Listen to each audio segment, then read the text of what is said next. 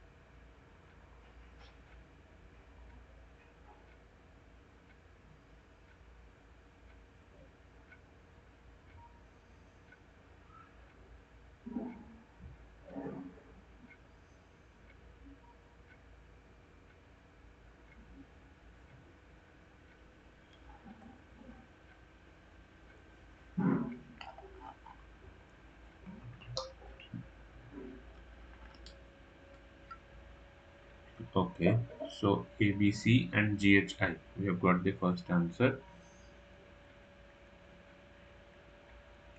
Okay, any more answers?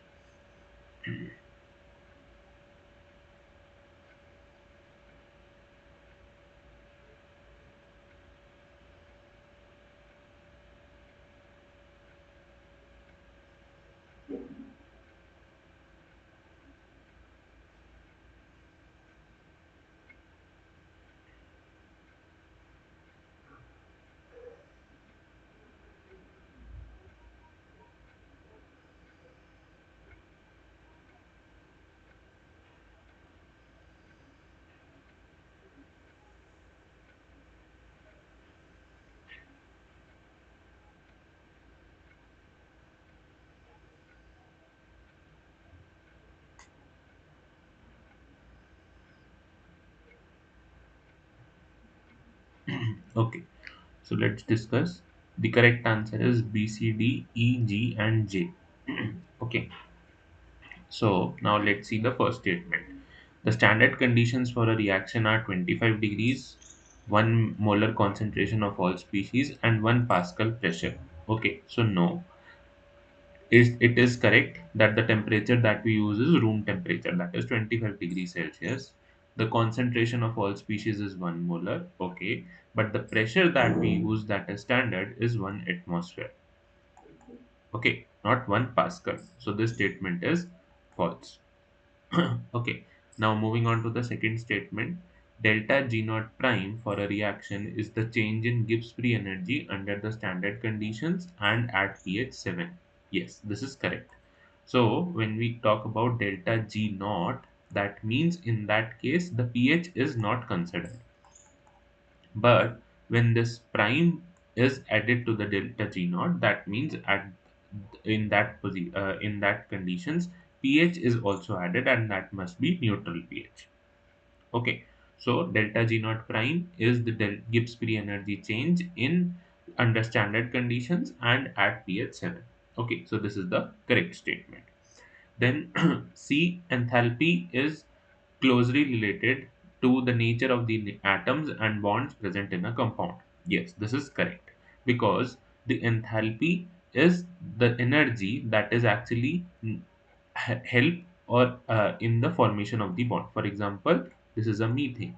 So all the bonds that is formed comprises of the enthalpy of that particular compound. Okay, so this is also correct.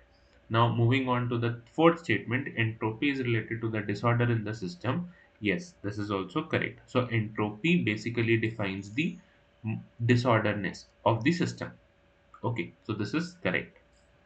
Then moving on to E, Gibbs free energy is related to the amount of energy available to do work. Yes, this is also correct. So Gibbs free energy is the free energy in the system that is actually required to that is actually available to do the amount of work in the system itself. Okay, so this is also correct. Then F, all the energy obtained by a change in enthalpy is available as Gibbs free energy to do work. No, this is false. Okay, so whenever we consider as change in enthalpy, so in that case the change in enthalpy is basically like depends upon the compounds that is actually being used in the breaking and formation of the bonds. Okay, so it will not be directly involved in the Gibbs free energy wala part. Okay, so this is false. An exothermic reaction with positive entropy change will be spontaneous. So for a reaction to be spontaneous, there are some conditions. Okay, for example, we have two parameters that are delta G. Okay, I'll write here. So for a reaction to be spontaneous, we have certain conditions. Okay, so first is the Gibbs free energy,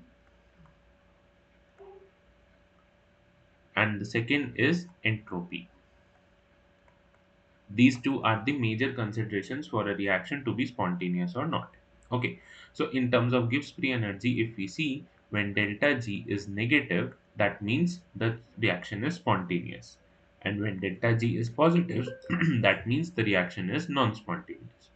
But in case of entropy, that is the disorderness is the system, delta S, when it's positive, that means the reaction is actually spontaneous. And when delta S is negative, that means the reaction is non-spontaneous. Okay. So for an exothermic reaction, that means in that case delta H is negative. Okay. And the third parameter, that is the last parameter that is actually involved, is enthalpy change. So when delta H is negative, and that means the reaction is spontaneous, and when delta H is positive, that means the reaction is non-spontaneous. Okay, and for an exothermic reaction, delta H will be negative. So in the statements, an exothermic reaction with positive entropy change will be spontaneous. Yes, this is correct. Okay, then moving on to H, an expression for the equilibrium constant of a reaction in terms of its Gibbs free energy change and temperature is K equivalent is a function of the delta G naught, and the temperature will involve a logarithmic function. Okay, so if we see the equation, delta G naught is equal to minus RT ln K equilibrium. Okay, so if we do in terms of finding the K equilibrium, if we see, that will be e to the power minus RT, sorry, minus delta G naught by RT. Okay, so this will be in a exponential form, not an logarithmic form. Okay, so this statement is false. Now, moving on to the I statement. While most biochemical reactions obey the law of thermodynamics, there are some exceptions. No, this is also false, because all the reactions that take place in our body, all the biochemical reactions obey the law of thermodynamics. Okay, there is no reaction that is actually an exception to the thermodynamics laws. Okay, when fully oxidized, palmitic acid, it generates more ATP per unit weight than glucose. Yes, this is correct. Okay, because as we can see, the palmitic acid is a fatty acid. Okay, and in simpler terms, one molecule of palmitic acid actually yields 129 ATP nearly. And if we talk about glucose, it yields around 36 ATP. Okay, so there is a huge difference. So yes, this option is also correct. Okay, so are there any doubts with the explanation?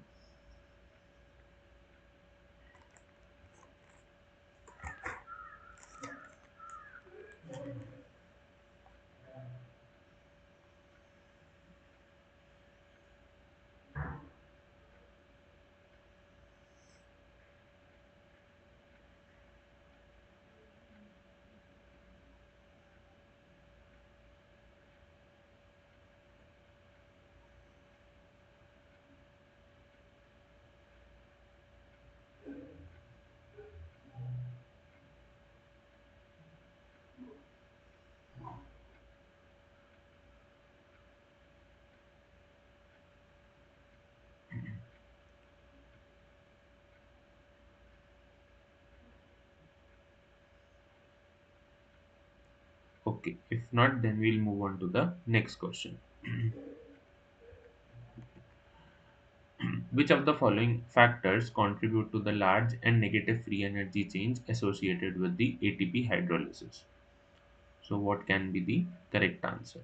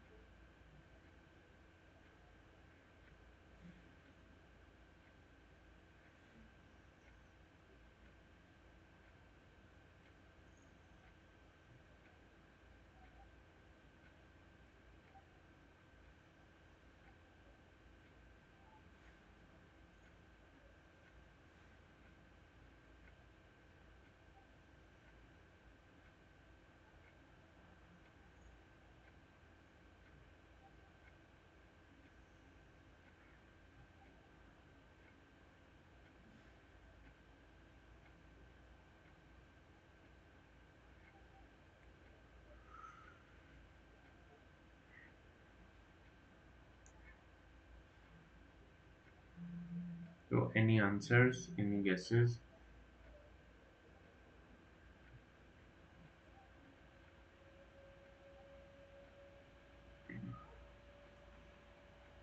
Okay, so the correct answer is A, B, and E. Okay, and here is the explanation.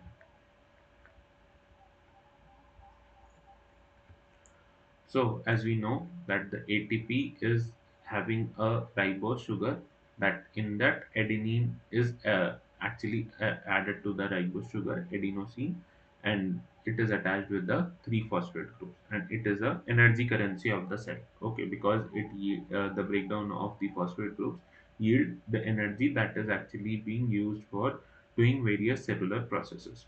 Okay, so now what happens? The negative free energy in the ATP is actually associated with the oxygen charge repulsion in the adenosine triphosphate. Okay, because of the high negative charge on both the oxygens, so it makes it a very unstable product. Okay, so it releases its phosphate group very easily and releasing a huge amount of energy. Okay, then after releasing the first inorganic phosphate group, it is actually resonance stabilized.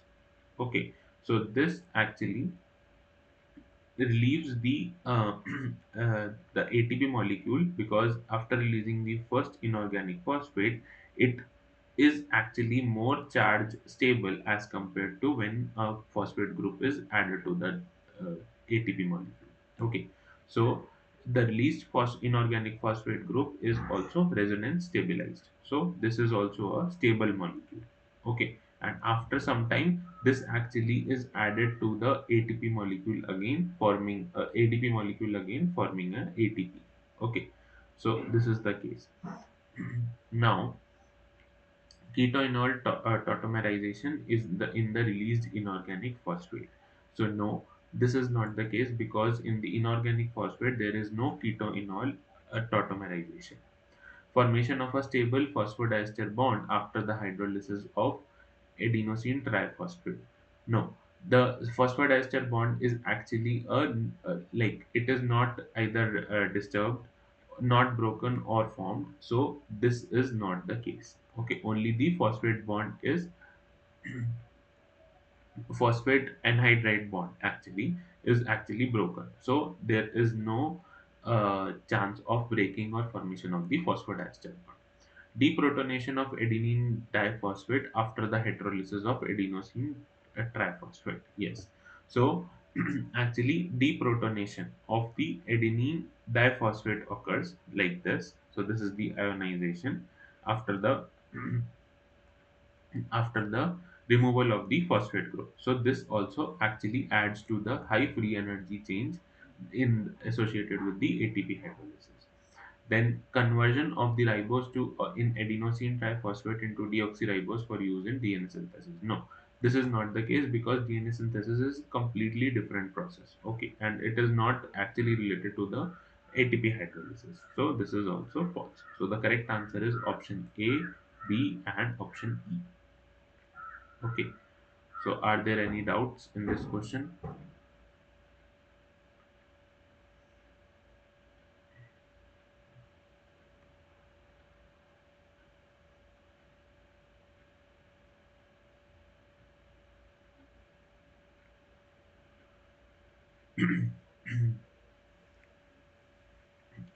Okay, if not, then we'll move on to the next question. Which of the following statements are false? So, what can be the correct answer?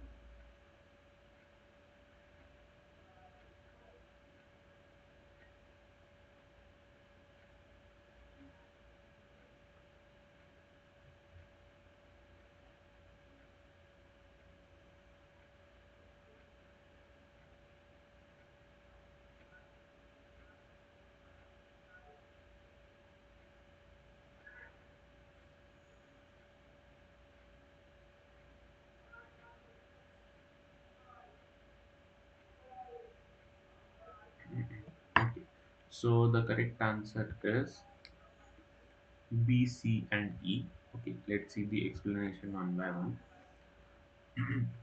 So adenosine triphosphate is not the only phosphorylated biomolecule whose hydrolysis is associated with a large free energy change. Yes, this is correct. There are many other molecules that have a phosphate group. For example, phosphoenol pyruvate, phosphocreatinine,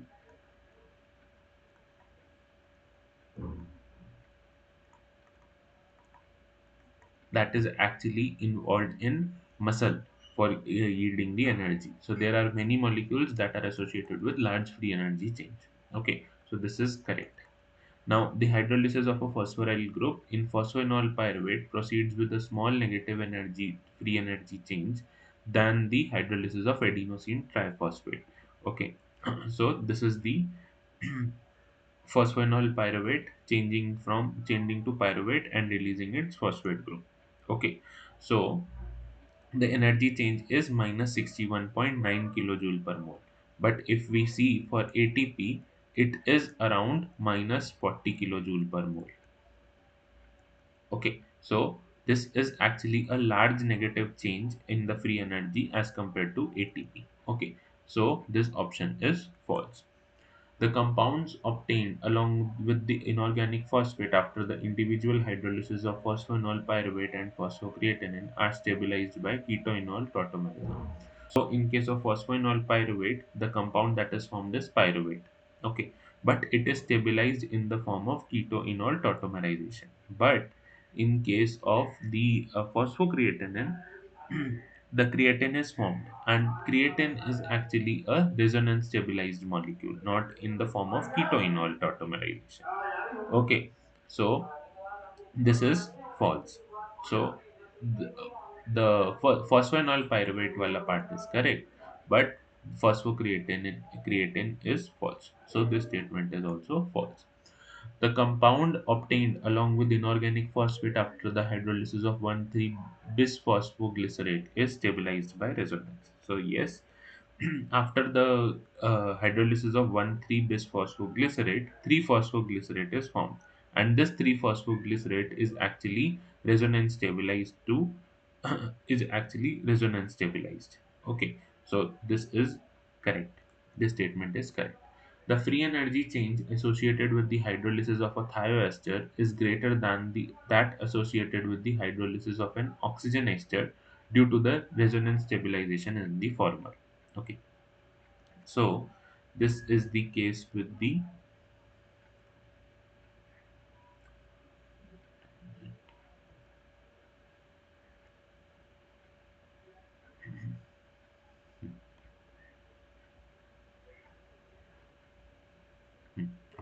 So this is the ester hydrolysis of a thioester.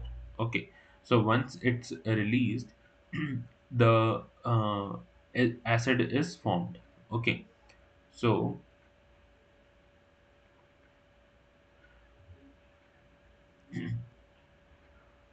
and as we can see, the energy associated with the free energy associated with the hydrolysis of thioester is more negative as compared to that of the oxygen ester.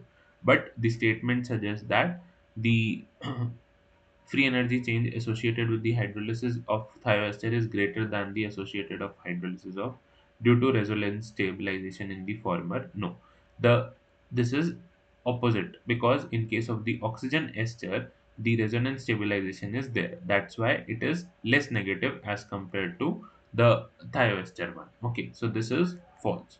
As the energy currency of cell, the ATP provides energy by phosphoryl group transfer and not by simple hydrolysis. Yes, this is correct, because ATP, when releases the phosphate group, it yields the more energy as compared to only breakdown of the uh, ATP. Okay, so this is correct statement. So the false statements out of these are B, C, and E. Okay. So, any doubts in this question?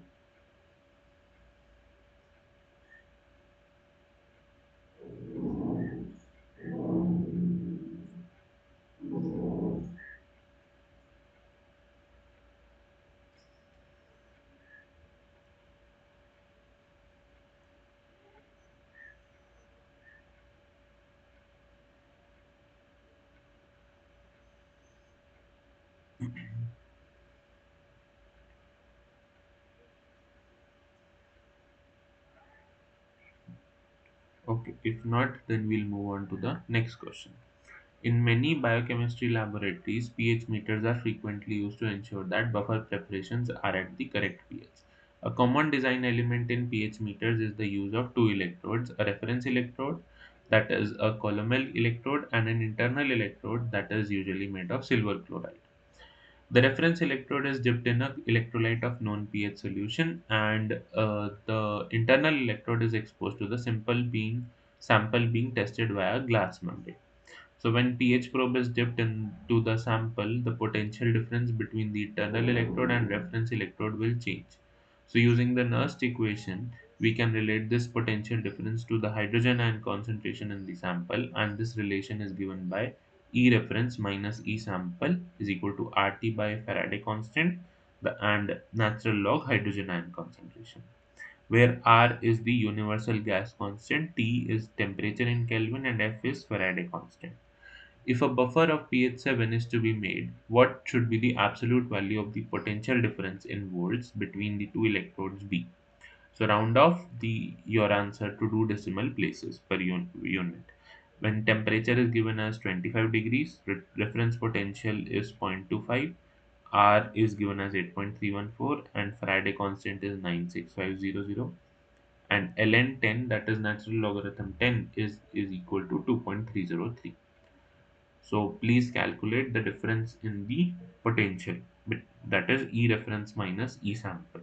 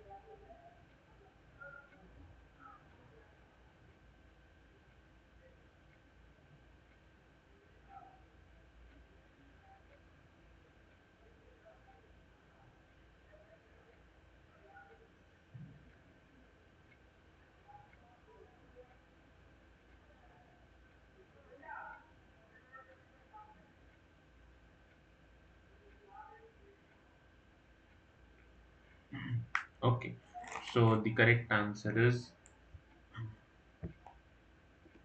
0.41. And how will we calculate? We have given the values of temperature to 25, that is 298 Kelvin. We have to convert it to Kelvin by adding 273. Reference potential is given as 0.25 volt. We don't need this. Okay, then we have the R as 8.314, Faraday constant as 96500, and natural logarithm 10 as 2.303. So we have to find the delta E, that is the difference between E reference and E sample.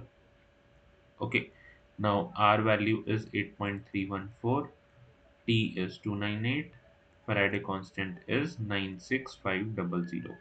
Okay, and we have to measure uh, the difference in potential of pH 7. Okay, so this means that the hydrogen ion concentration is 10 to the power minus 7. So we'll directly put ln as 10 to the power minus 7. Okay, so this would lead as 7 into 2.303, and this would be 8.314 into 298 divided by 96500. Okay, so this, after calculating this, it would yield around 0.41 volts. Okay, this would be a negative value, but the question asked about the difference, so this would be a 0.41 volt. Okay, so any doubts?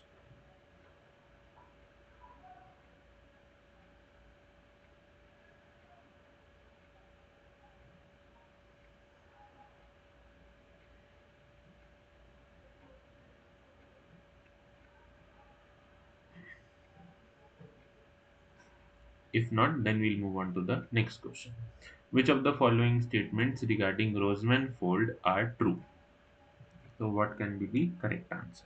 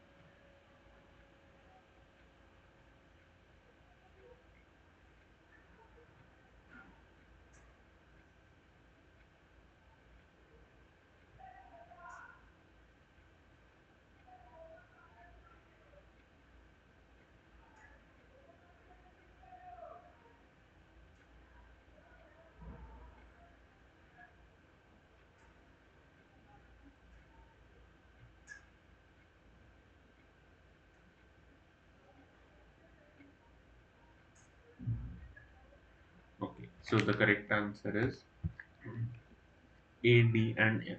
So, Roseman fold is actually found in those enzymes that actually have a dehydrogenase in nature, that means they bind to NAD or FAD.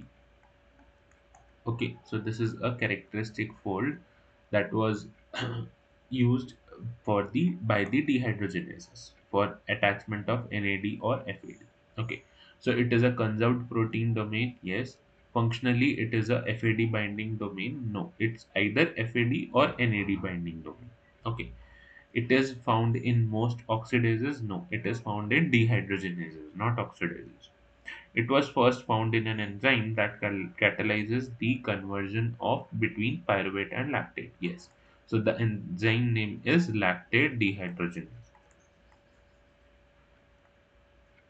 So the first one enzyme in which it was found is lactate dehydrogenase. So this is also correct. The number of beta sheets present in this is 6, and they are present in anti-parallel orientation. Yes, the number of beta sheets are 6, but they are present in parallel orientation. Okay, not anti-parallel. The number of alpha helices present in this are 4. Yes, this is correct. Okay, so the correct answer is A, B, D, A, D, and F. Okay, so any doubts in this question?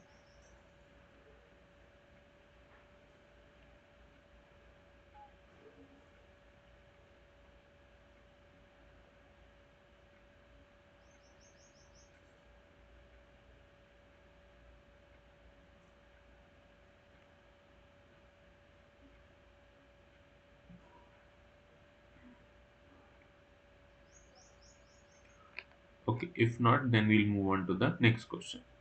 Which of the following statements are false? So, what can be the correct answer?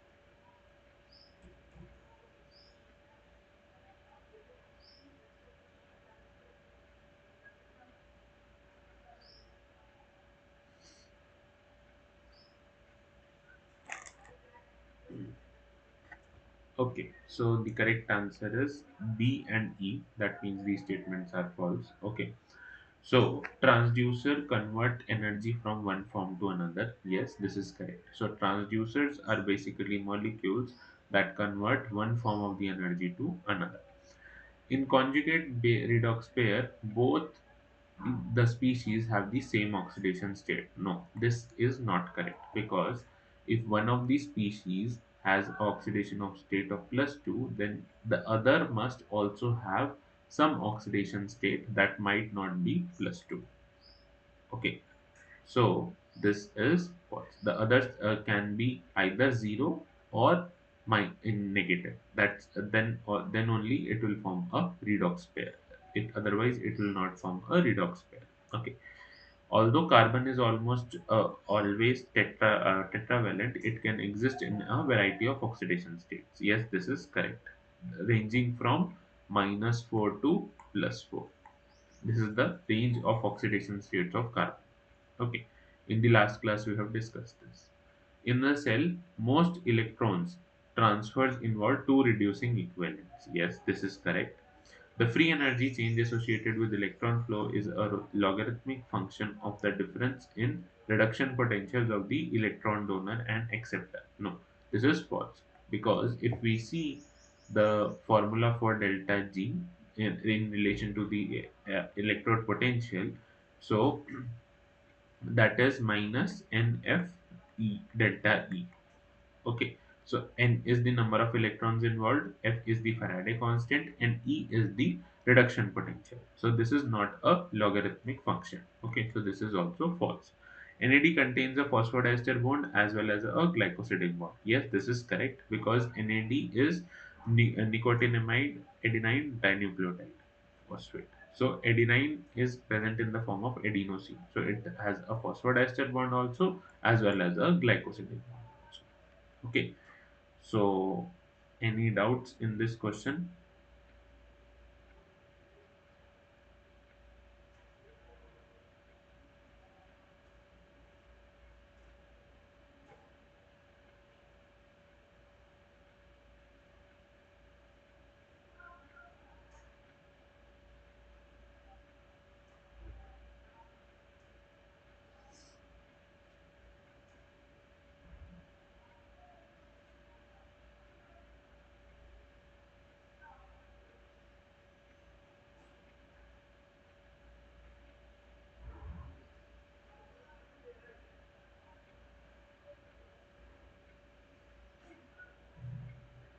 Okay, if not, then we'll move on to the next question.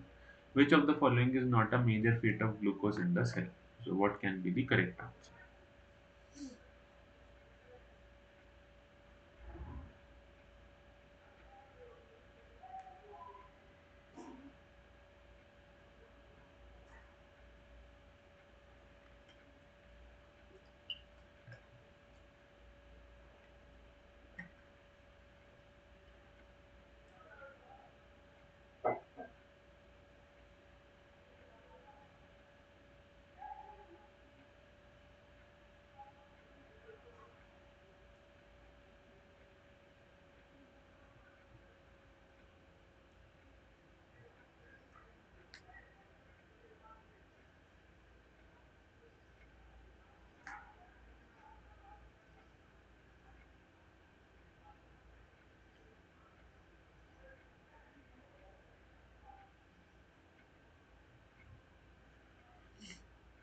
Okay, so the correct answer is option C. Okay, so if we can see, glucose is actually moved to pyruvate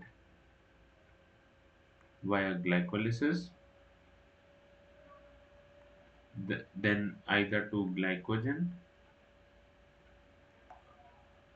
through storage. Okay, and then for pyruvate again, sorry, to ribose 5 phosphate through pentose phosphate pathway. Okay, so oxidation to pyruvate via glycolysis, yes. Then oxidation to ribose 5 phosphate via pentose phosphate pathway, yes. Or storage in the form of glycogen or starch, that is also correct. But it is not the major fate of glucose, that is glycosylation of proteins. So option C is false. Okay, so let's move on to the next question.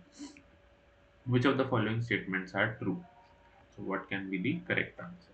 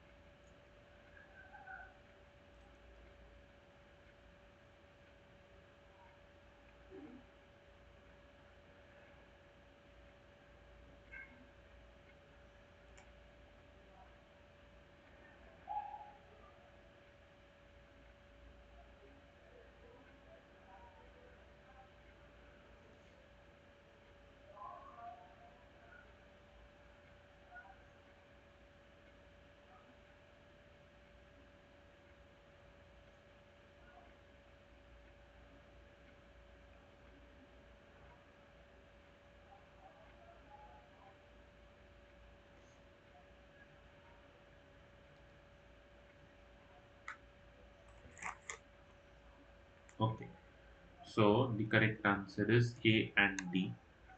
Okay, so this is the first step in glycolysis.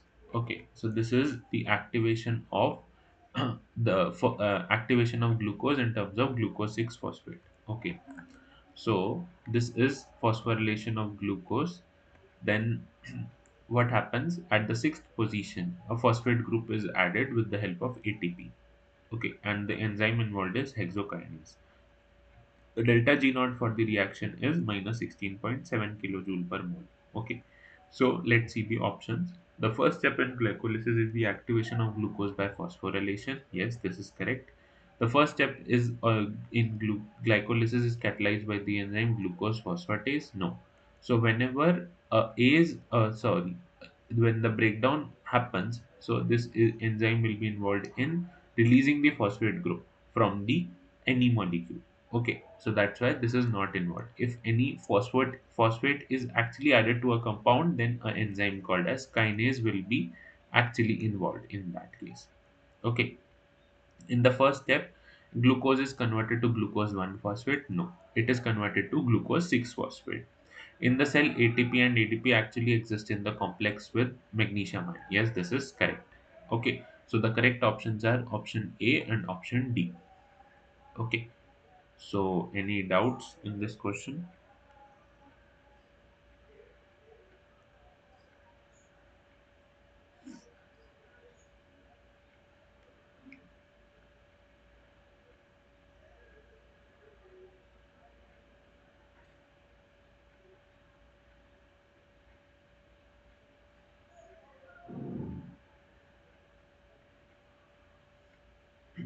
Okay, if not, then we'll move on to the next question. So, which of the following statements are false?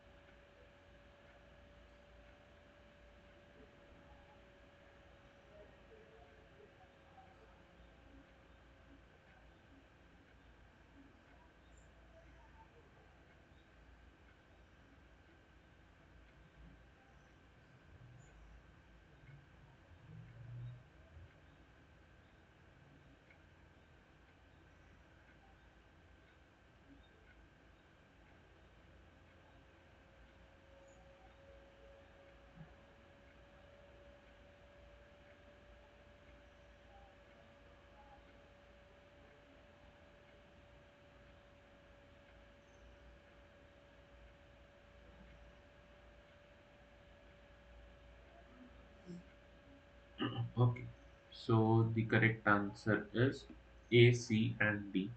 Okay, the second step of glycolysis involves a irreversible isomerization of an aldose to a ketose. No, so aldose to a ketose is correct, but this is not an irreversible isomerization. It is reversible isomerization. So this statement is false. The shift in the position of carbonyl group at the end of the second step of glycolysis facilitates in the formation of two 3 carbon compounds in the next step. No, this is false. Okay, because the positioning of carbon is done in such a way that in the next step another phosphate can also be added to the fructose molecule. Okay, so now this is not the correct statement. The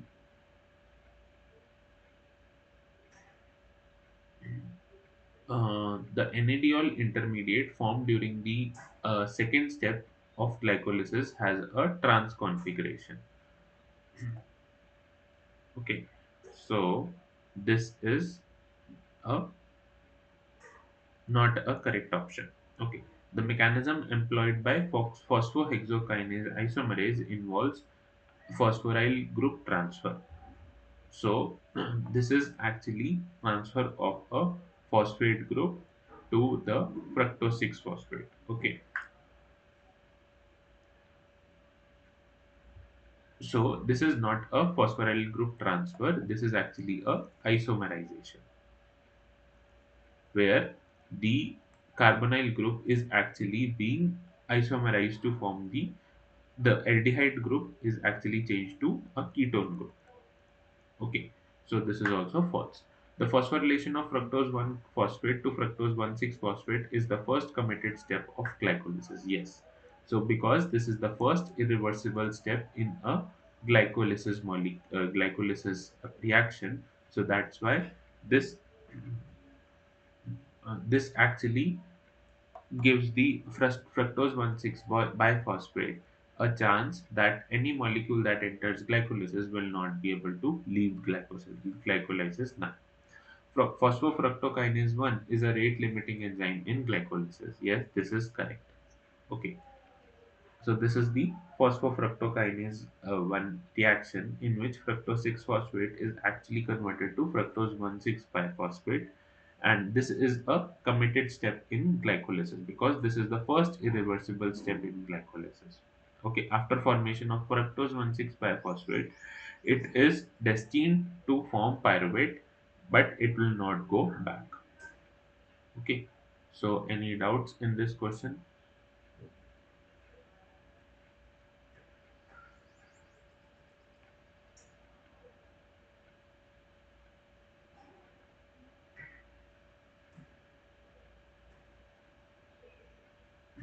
If not, then we'll move on to the next step, next question. Arrange the following steps in the reaction mechanism of aldolase catalyzed cleavage of fructose 1,6 bisphosphate in the correct order. And you have to return the final answer as an integer.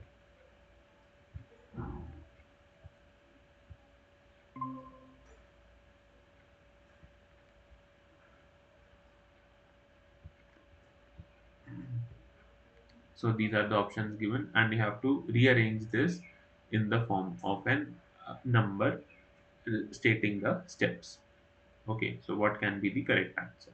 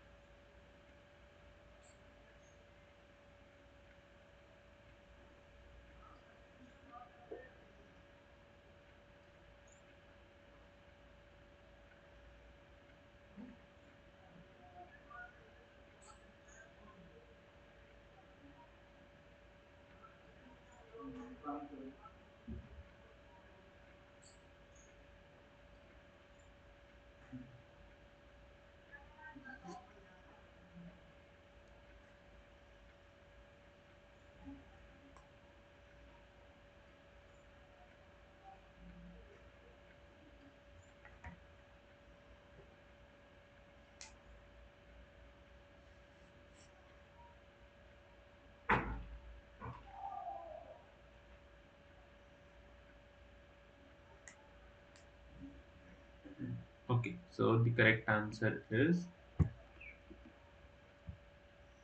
573164. Okay, so here is the reaction. Sorry. Okay, so first, what happens? The aldolase enzyme is actually bound with the first the substrate binds to the aldolase enzyme. Okay, and the substrate is fructose 1,6 bisphosphate. So first the binding happens, and then opening of this furanose ring, the closed ring opening happens after binding to the substrate of the for the reaction. Okay, so as you can see here, the furanose ring is open and the substrate is bound to the enzyme. So the first step is fifth. Okay, now after like opening of the furanose ring, the lysine of the active site actually targets the substrate carbonyl group, that is the ketone group of the fructose molecule. Okay, formation leading to a formation of a tetrahedral complex like this. Okay, so this is the nitrogen of the lysine, and this is the OH group from the water. So now a tetrahedral complex is formed by satisfying the valency of the carbon. Okay, so now 7, followed by this is actually a formation of the Schiff's base. Okay, that is the imine molecule is formed right now. Okay, so by rearrangement. So here only the rearrangement happened. So this is formed. Sorry, 3. So after this, what happens? The CC bond between the this bond is actually broken. Okay, so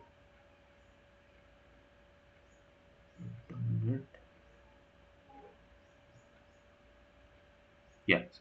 So this is a reverse aldol condensation that leads to the first product and the formation of an N-amine intermediate. Okay. So this reaction is actually this cleavage happens and this leads to the first product, that is N-amine intermediate. Okay. So that's why the next step is first, followed by the formation of a Schiff base by isomerization. So this is a protonated Schiff base. Okay, and this is formed by the isomerization of the first compound. Right.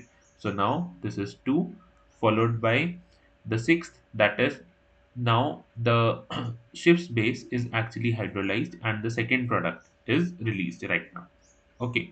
So this is the sixth point, and the last one is the proton exchange happens with the solution, that is water, and that actually restores the enzyme. So we have to restore the active site of the enzyme so that it will be ready for the next reaction.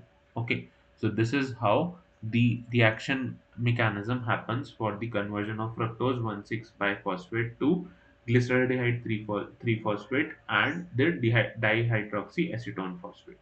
Okay,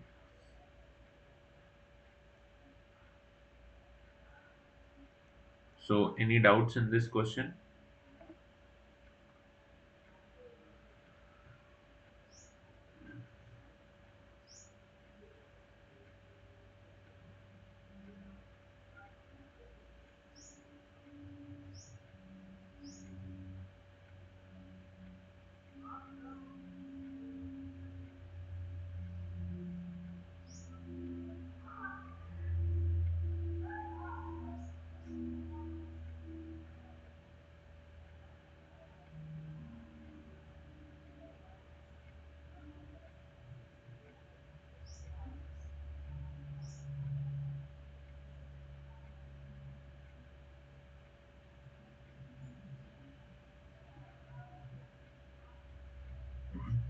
Okay, if not, then we'll move on to the next question.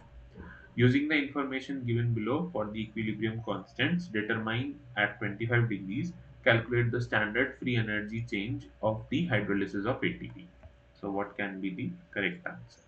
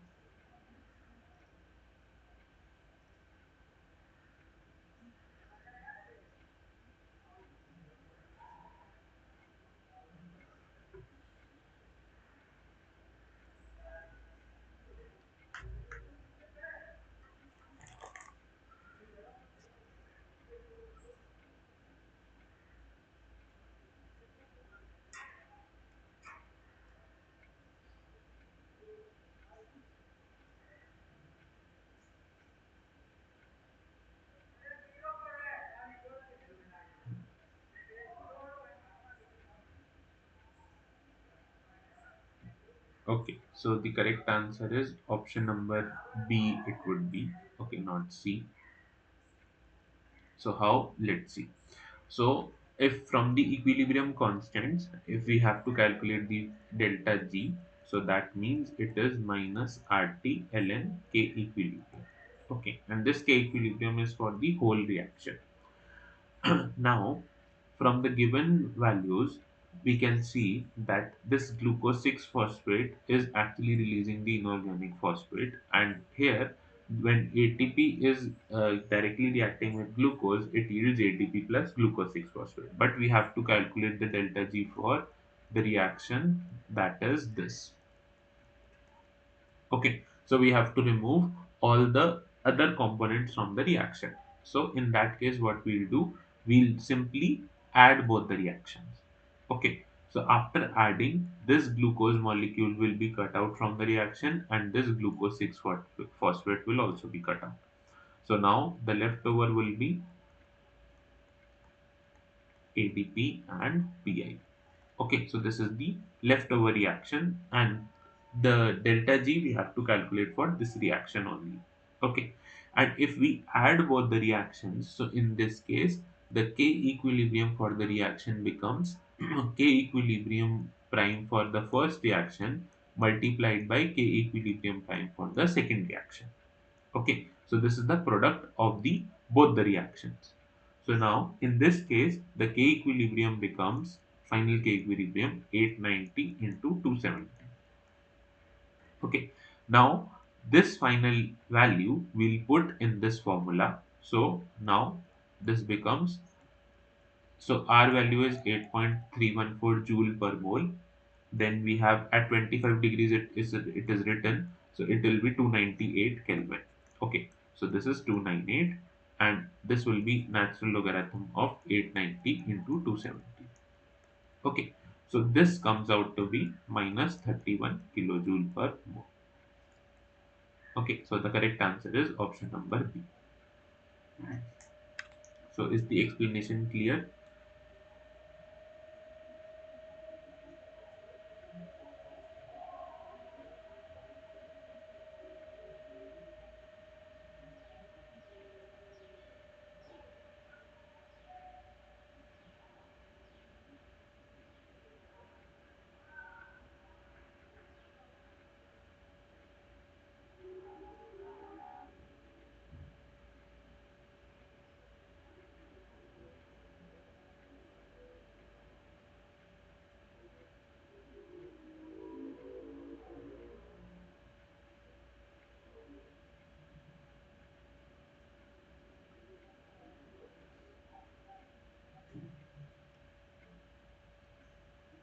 If not, then we'll move on to the next question.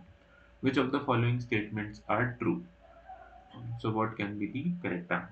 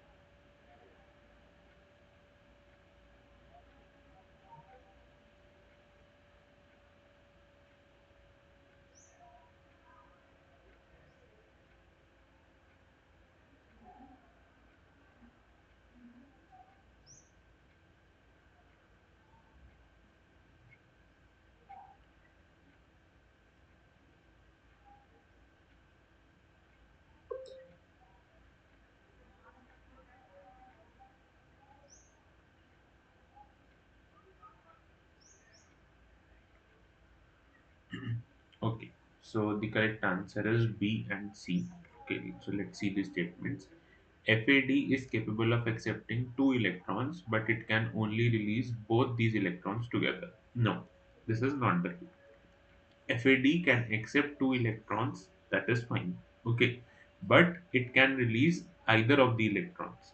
Okay, so it can release either one or two electrons, right? And that must not be the case where together they are released. Okay, so this is a false statement. Pellagra is caused by deficiency of niacin. Yes, this is correct. Niacin is actually involved in formation of NAD. Okay, so this is a vitamin, and its deficiency actually leads to pellagra.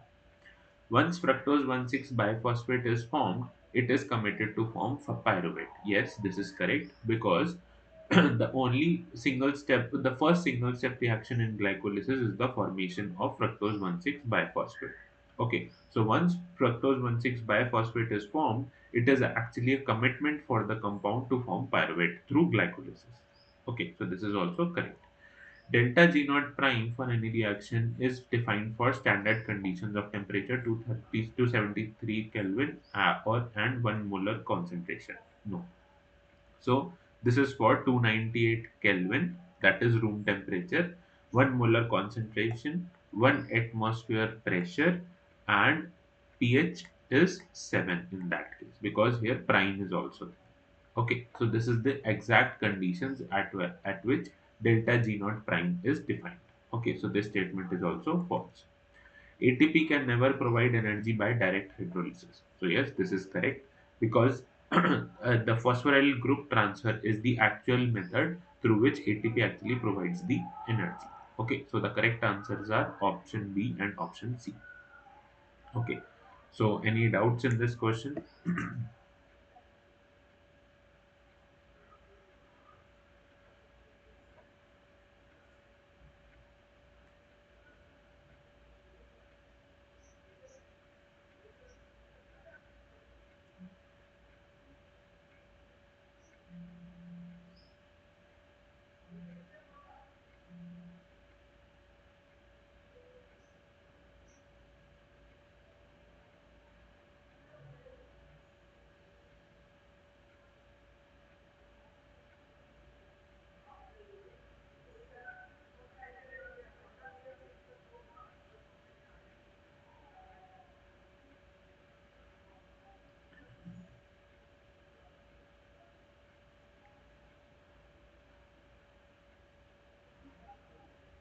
Okay, if not, then we'll move on to the next question.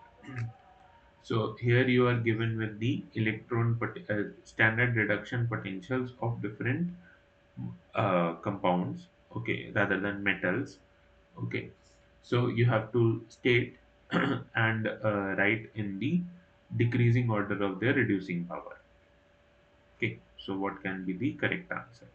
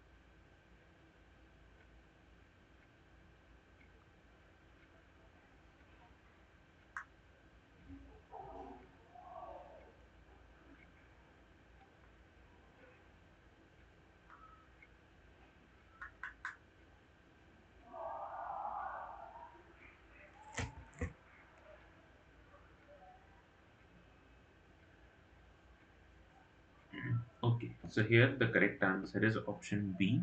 Okay, so how to actually calculate the reducing power from the reduction potentials that are actually given? Okay, so there is a like statement that is reducing power is actually directly proportional to the standard reduction potential. Okay, so more negative the reduction potential is, the more the reducing power. Okay, so in this case, if we can see that minus 2.87 for Ca2 plus is the highest. Okay, so it will have the highest reducing power in this case. Okay, so this is this. That means it can easily be reduced by any other compound. Okay, so it has high like attraction towards the reduction. That's the main thing. Okay, so the second is magnesium. So this is Mg2 plus. Then third one is the after this is Zn. Then we have iron and then we have nickel. Okay, so this is the correct answer. That is option number B. So we have to check for the electrode potential. The more the negative the electrode potential, the more the reducing power for the metal. Okay, so is the explanation fine?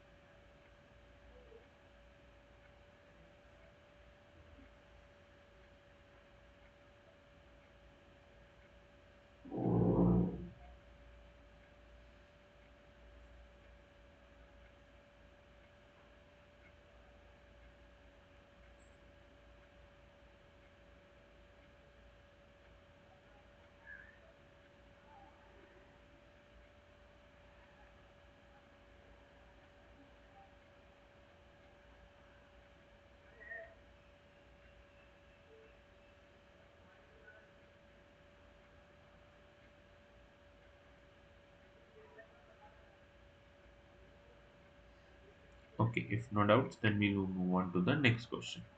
So consider a membrane-bound compartment within a solution at room temperature. The solution inside the compartment has an ion concentration of 15 millimolar.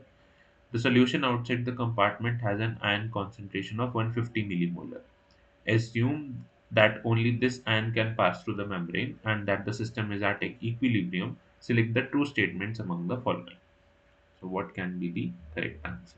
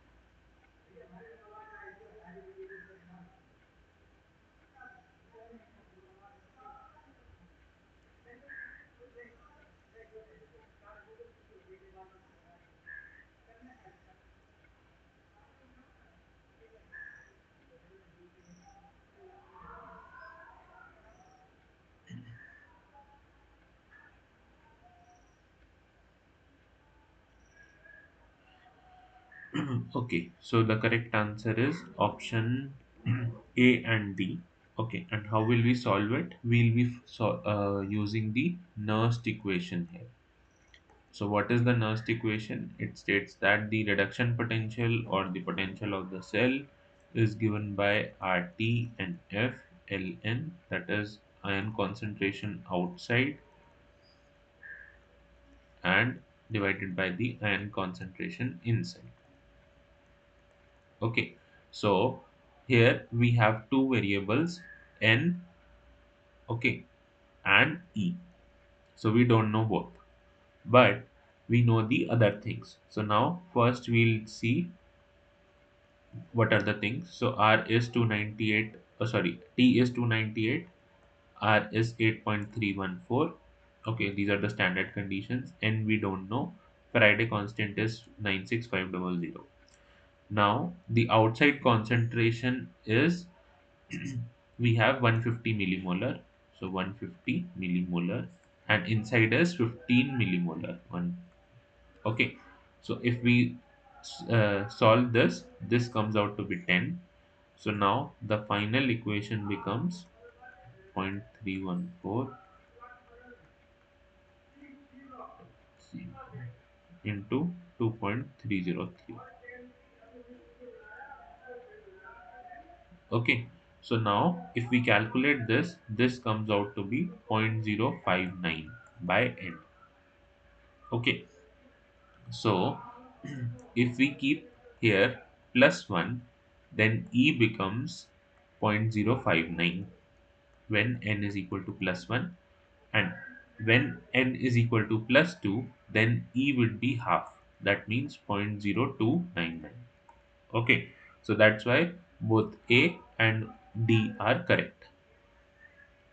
Okay, so when n is equal to 1, that means E is equal to 0.059 as in A.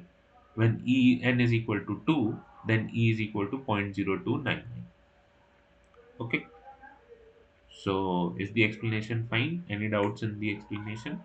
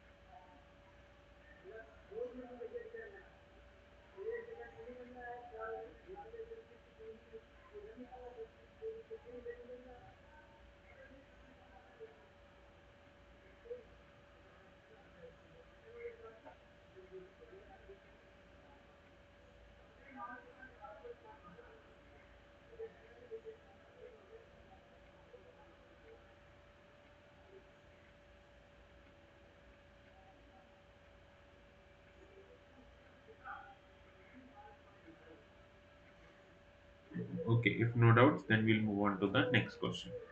So, the following image shows an electron carrier in two states. Which of these is an electron rich state? So, what can be the correct answer?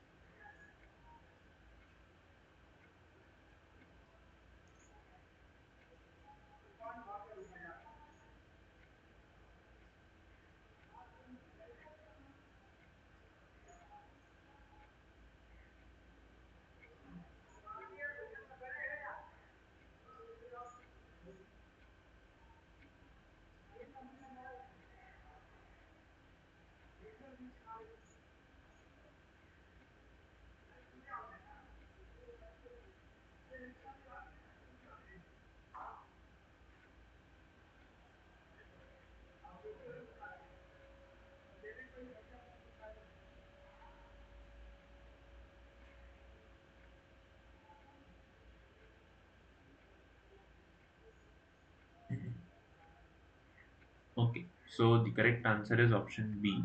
Why? Because as we can see in the oxo group, there the electrons are actually being involved in the resonance. So the electron density on oxygen is less. Okay, so this is not a electron rich state of the oxygen in this case. But here there are two valence electrons that are present in oxygen. Okay, on both the OH. So this is actually a oxygen rich state in case of the oxygen, because these are, out of these, one of which will not be involved in resonance of the benzene ring. Okay, so that's why this is a oxygen sorry, electron rich state as compared to this one. Okay, so is the explanation clear?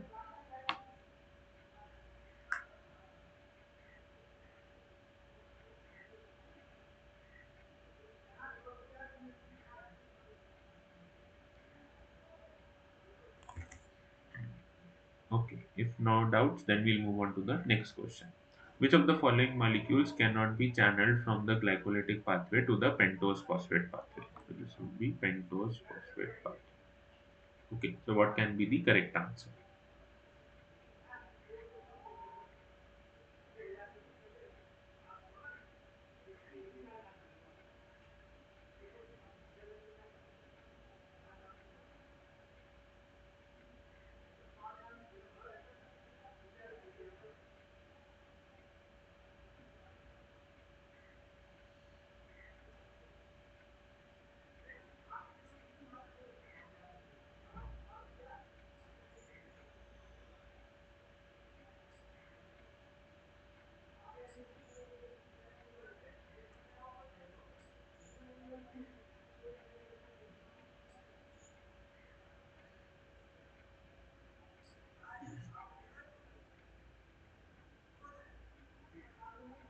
Okay, so the correct answer is option D. Okay, because the rest of the molecules, glucose can directly enter pentose phosphate pathway, then glucose 6 phosphate and fructose 6 phosphate can also enter. Fructose 1,6 biphosphate is the commitment. Okay, so it is actually destined to form pyruvate. So it cannot enter any of the pathways except for glycolysis. Okay, so option D is the correct answer. So let's move on to the next question. In the following reaction, the E naught prime values for the NAD plus NADH and pyruvate lactate conjugate redox pairs are minus 0.32 volt. So for this run is the minus 0.32 volt, and for the above one is minus 0.19 volt. Okay, so what is the delta G naught prime for the backward reaction at 25 degrees? So for the backward reaction, we have to find out the delta G naught prime value at the 25 degrees. So what can be the correct answer?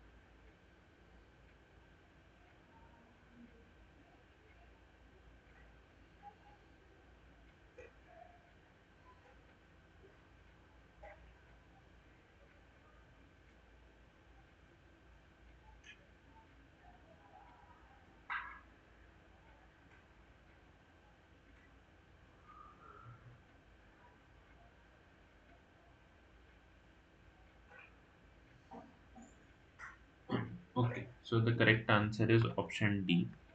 Okay. So what happens for the reverse reaction? That means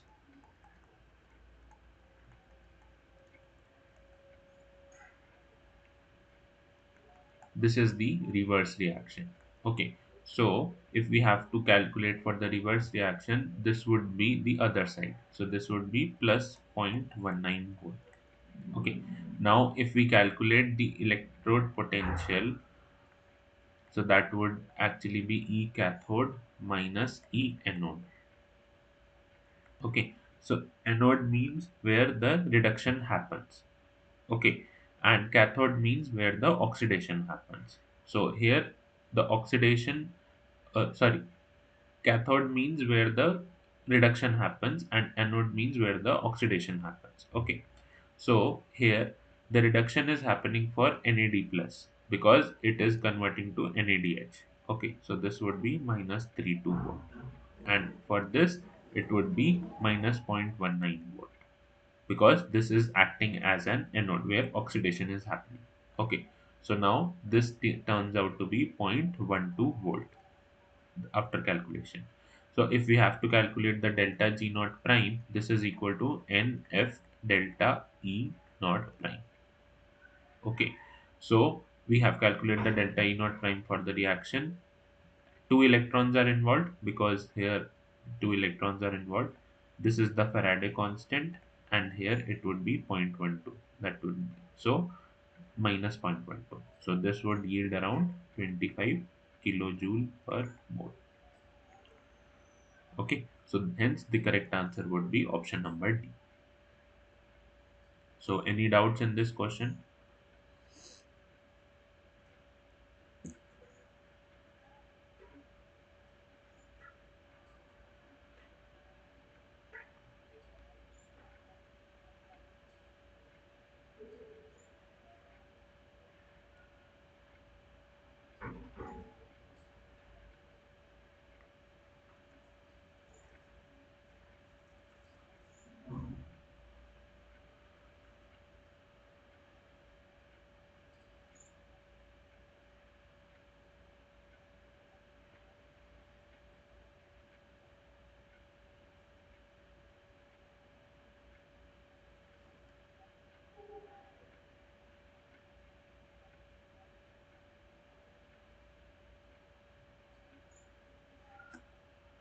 Okay, if not, then we'll move on to the next question.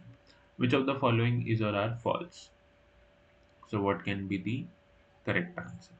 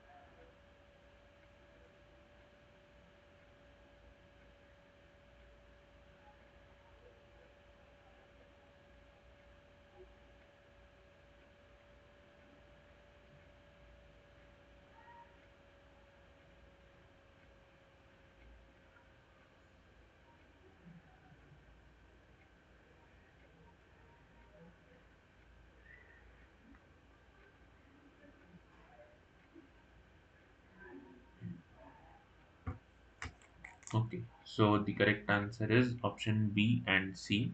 Okay, so the mechanism of aldolase activity involves both formation of imine and enamine intermediate. So yes, this is correct. In the last few questions only we have studied the mechanism for aldose formation. Then aldolase catalyzes an irreversible aldol condensation. No, this is false. It's a reversible aldol condensation. Okay.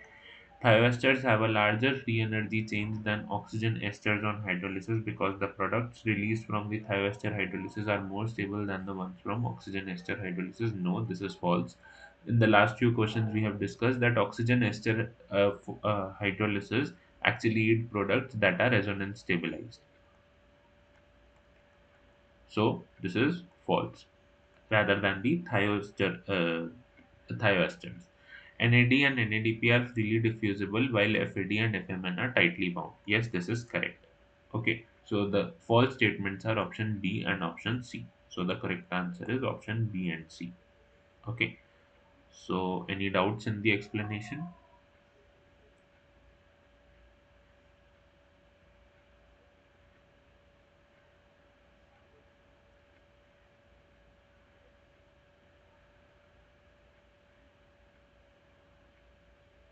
Mhm. Okay, if not, then we'll move on to the next question. Select all the reactions which are expected to occur in the direction indicated under standard conditions in the presence of an appropriate enzyme. So, what can be the correct answer?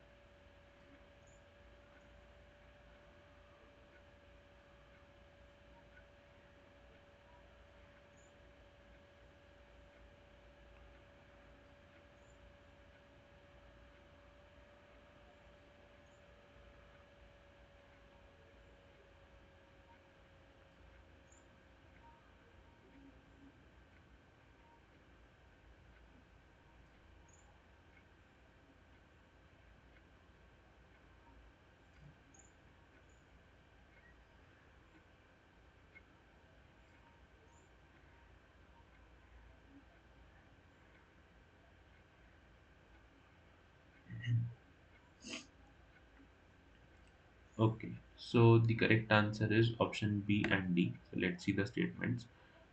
Glucose 6 phosphate to glucose enzyme hexokinase. No, this is not the correct answer. This is a reaction for gluconeogenesis. Okay, and because the phosphate group will be released, so the enzyme will not be involved here. Okay, then fructose 6 phosphate to fructose 1,6 biphosphate. Then enzyme is PFK1, that is phosphofructokinase 1. So yes, this reaction is correct. Fructose 6 phosphate to glucose 6 phosphate enzyme is phosphoglucose isomerase. No, this is false. This reaction is also taking place in gluconeogenesis, but the enzyme name is false. Dihydroxyacetone phosphate to glyceraldehyde 3 phosphate enzyme triose phosphate isomerase. Yes, this is correct. Okay, because these two are isomers, only this is the ketone group and this is the aldehyde group. Okay, and the enzyme involved is also correct. So the correct options are option B and D. Okay, so let's move to the next question. Which of the following statements are true? The deficiency of niacin can result in dementia. Oxidation via the pentose phosphate pathway results in pyruvate. The glycolytic pathway varies from E. coli to mammals. Enzymatic catalysis does not affect the free energy of activation. So, what can be the correct answer?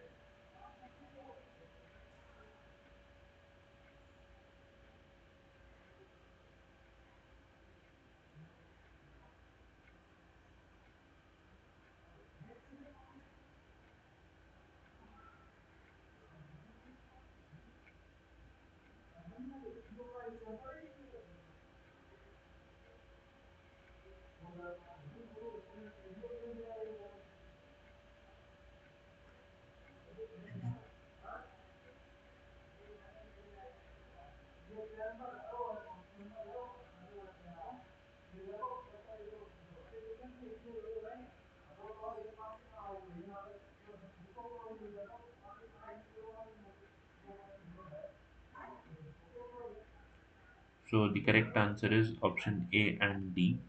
Okay,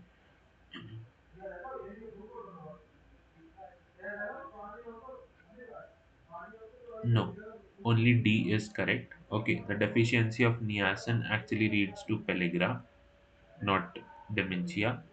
So this is false. Then glucose oxidation via pentose phosphate pathway results in ribose phosphate pathway rather than pyruvate. So this is false. Glycolytic pathway is same in E. coli to mammals. Okay, it is not different. So this is also false. Enzymatic catalysis does not affect the free energy change of activation. Yes, this is correct. The enzymatic catalysis is not varied by the thermodynamic parameters. So the enzymatic catalysis actually do not vary the thermodynamic parameters. Basically, delta G, delta S, they don't vary this. Okay, so this is correct. So option D is only the correct answer. Okay, so this is the last question for today. If you guys have any doubt in the presentation or in the week, you can ask.